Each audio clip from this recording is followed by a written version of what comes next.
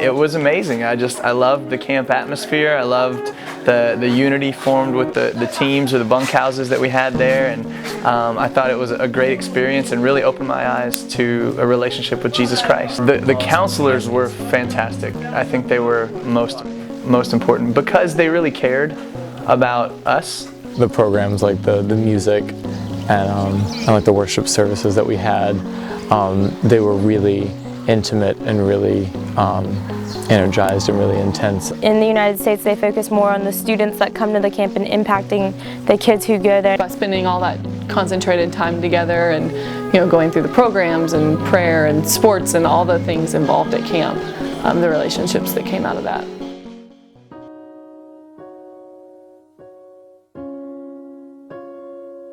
The lack of planned activities for these kids and how that they were just sort of free to roam around and didn't really have any guidance or any kind of direction or schedule. You would never have a camp like that in America where kids would go somewhere and not be supervised and not have activities for them to do during the day. It would just be unheard of because of, I guess, kids will be kids, and the result of that is kind of what we experience here. What we experience here at this camp, with a lot of fighting and with a lot of kids smoking and drinking well before they ever should, and well before you would ever think they would in normal situation. Knowing that these kids and seeing how they're out here with absolutely nothing to do for 3 months and just wandering around all day doing whatever they want was really that was not something I'd ever experienced before, and it was very difficult to see and to really imagine and try to put yourself in their shoes was just a very difficult thing to do. Obviously a lot of bad behavior is going to be a result, but there's a lethargy to the kids. They seem listless, they seem uninspired.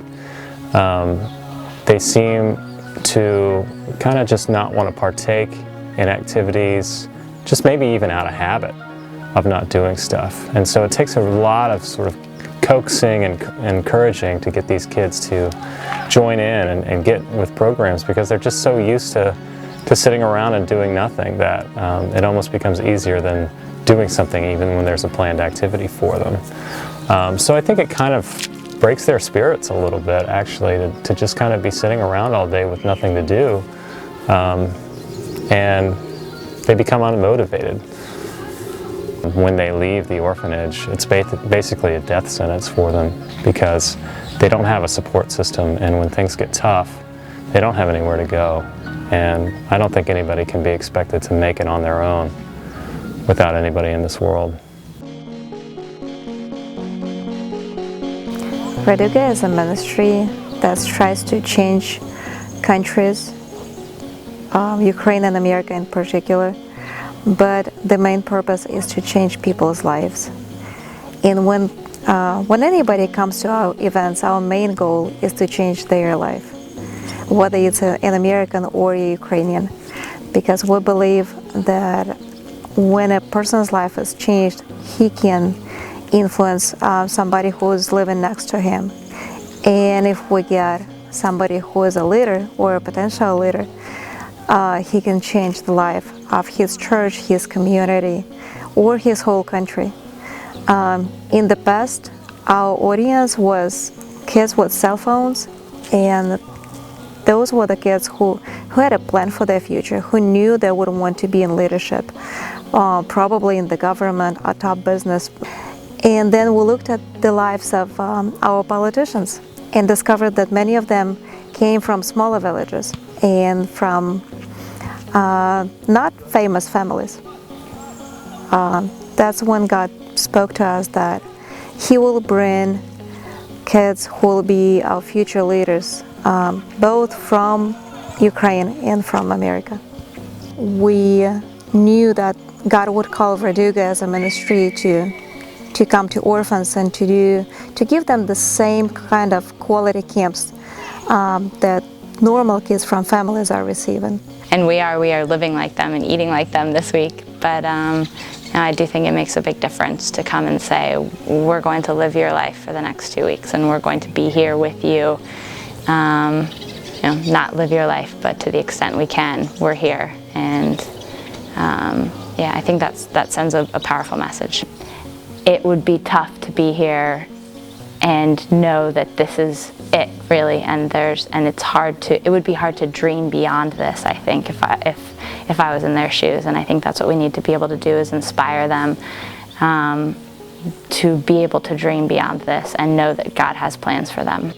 A lot of these kids are in some pretty tough situations, and that's really eye-opening and really awakening.